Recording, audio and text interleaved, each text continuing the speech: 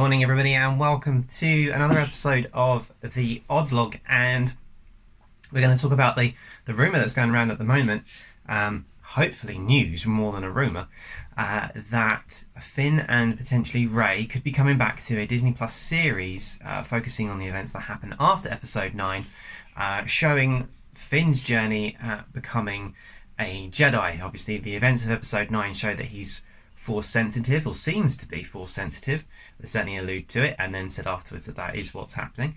And obviously, Rey, now that she's realistically a fully fledged Jedi, she's not having to worry about Palpatine anymore. Could now go off and have their own adventures. We've actually seen it a little bit in the Lego Star Wars sort of episodes that they've done over the last couple of years, where they do show Rey going off and sort of training Finn in the ways of the Jedi and the Force. So it would be great, I think, to have a series actually focusing on that, a live action Disney Plus series. I mean, I'd prefer a movie, I think, but a series probably makes more sense because they can take a bit more time to tell the story of their training and what goes into it. Whereas if you look at the movies, that's generally something that they tend to rush. I mean, in the original trilogy, Luke spends about all of 5 minutes on Dagobah with Yoda, and then all of a sudden he's able to fight Darth Vader. And then you see the same thing kind of happening again when Rey goes and finds Luke on the island, and again she's there for all of 5 minutes and then comes away incredibly powerful. Slightly different with Rey because of her heritage, I think, would actually make her more powerful and sensitive to it in the first place, but that's a whole other thing.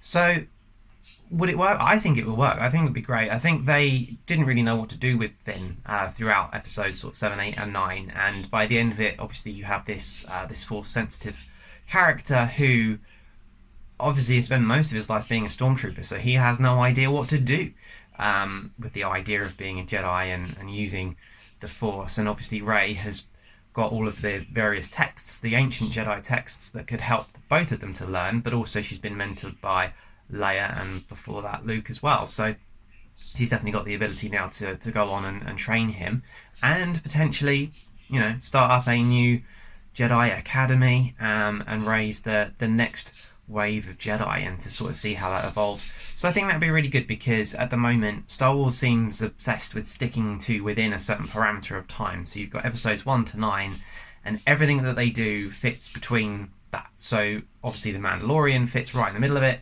or more or less. You get shows that appear always running in between those films, so they never extend the timeline any further. It's the exact opposite to what Marvel do, and to some extent I wish Marvel would do what Star Wars do and Star Wars do what Marvel do, in that they're just looking to push the timeline constantly, and like, what's next, what's the next story, what's the next chapter, how does the story carry on. That's what Marvel do very, very well. Whereas with Star Wars, we've got episodes 1 to 9, and they don't really look beyond that or before it. And they kind of do with Star Wars, and they look back through the High Republic novels. There's those other books. There's stuff that's not canon. There's tons of that's out there. The Odd Knights Republic games and those kinds of things. But because they're not canon, they don't really tell a story properly. And it's frustrating when you've got so much of that content that they just kind of pretend doesn't exist. For one reason or another, they just don't. So there we are. Most of the stuff that you find out of prior to episode 1 comes from Legends, more or less, and now the High Republic novels that they do. So we are getting the Acolyte show, which will be really cool. That's set before episode 1, I believe. So that's kind of good, because we're actually getting to see something live action in a setting that's before all of the main events happen. And that, I think, is great, because it'll add more context to things. But why can't they do the opposite and look at what's happening in the future of Star Wars? Instead of looking back all the time, what's next? What's the next chapter? Again, it's what Marvel Studios do so well, is they're constantly pushing, like, what's next? We've just had an amazing Infinity Saga, so now we're focusing on the next one, the next load of stories, the next phase, what's coming, and constantly pushing that timeline. So Star Wars could do the same thing, and obviously if they did an episode 10 movie or a series following the events of episode 9, it would make sense that Finn and Rey are the ones that carry that story going forward, and that would be absolutely right, and perfect timing to do it. I think one of the biggest problems with the original trilogy is the fact that after they finished Return of the Jedi, it just basically stops. It nothing happens. They don't do anything for decades. They never bring out a new show or a new film. They just don't do anything. And therefore, by the time we actually get to see Luke and Leia again, they're really old, and the actors are really old. Therefore, you've missed this big chunk of time where you've had Luke building his own Jedi Academy, training loads of people, training Ben becoming Kylo, what happens to Grogu, all that story is kind of missing from the Star Wars cinematic timeline, or certainly the canon timeline anyway. We know from the comics what's happening in terms of, Luke has a Jedi Academy, he does train Ben turns, there's Snoke involved and all that kind of thing. But the one thing that I think what a lot of people had a problem with when they saw Luke in the sequel trilogy is the fact that he's old. He's kind of gone past that stage of being the awesome, amazing Luke Skywalker Jedi with amazing abilities and is supposed to be like the most powerful Jedi ever. You never get that. You just don't. And the difficulty is that they've skipped that period of time. They never bothered to make anything after Return of the Jedi. They just left it, and then left it to writers to come up with these novels and these ideas, these stories, and then later on you kind of see it in games as well. But the difficulty is that none of it is canon, so they're just stories. It's almost like having myths within a story. It's kind of strange, which I suppose is why they call it legends, I guess. The legends of Luke Skywalker, but that's not necessarily true. So now we want to see what is true, what is in canon, what did he do. But the only way you could ever do that is you either make it animated, which, I don't mind animations. It's just that everything is better when it's live action, to be perfectly honest. So it would be better to see that live action, and the only way you can do that is realistically to recast an actor to be Luke Skywalker, which ultimately for me it's got to be Sebastian Stan. Has absolutely got to do that role. It's like he was made for it, for me anyway. So I'd love to see him do that as a sort of post Return of the Jedi Luke, way before you get to sort of episodes 7 and 8, way before. And obviously it would make more sense. It would give some context as to why Luke hides himself away if we could actually see that story being untold.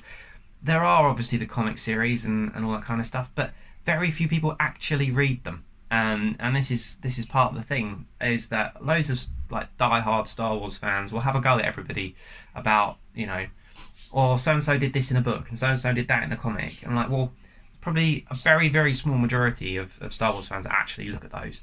So realistically, you've got to tell it through the movies. You've got to tell it through the big screen. And hopefully, depending if the story was right, like with Mandalorian, you could do it as a series. But even then, I think perhaps I still think more people would want to see a movie rather than a show. I'm just thinking what would actually gain your biggest audience retention is probably not a series, because you've got to subscribe for it, so it's less likely. I think more people would be inclined to go to the cinema for the sake of going to the cinema and just see Star Wars because it's there. So you'd get a better return, I think, on ticket sales than you would any other way. So do it live action, do it as a movie. That would be my preference, at least. And then, you can have these amazing stories. You could even have it a trilogy of itself, of this all-powerful Luke and what happens to him between episodes 6 and 7. Be a great story. Be a great story.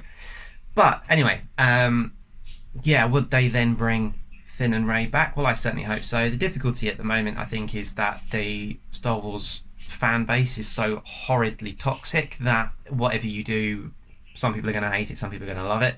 But you do have the opportunity there to do a bit of justice to the characters. Obviously, Finn didn't really get a proper story told. You kind of just get snippets of things. They never really explored any of his potential, really, as a Jedi.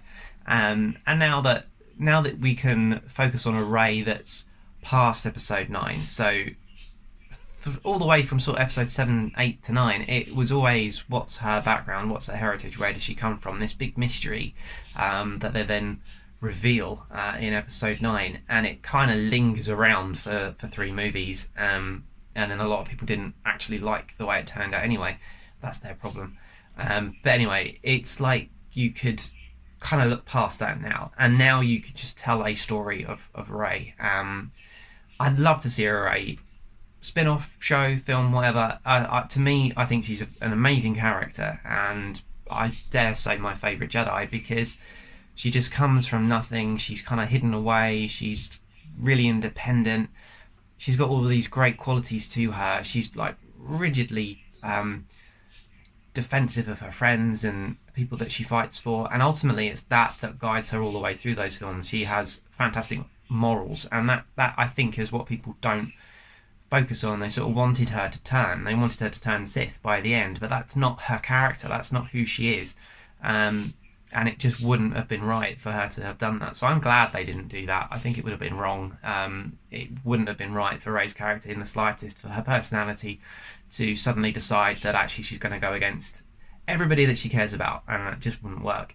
So now that we've gotten past this who is Rey thing, we can now go into, you know, a new element of the story. What happens after all of that, and where does she go now? So she could train Finn, and we could get you know, some potentially fantastic characters coming back that aren't Palpatine, that aren't the First Order, that aren't remnants of the Empire. It could be an entirely new Sith enemy.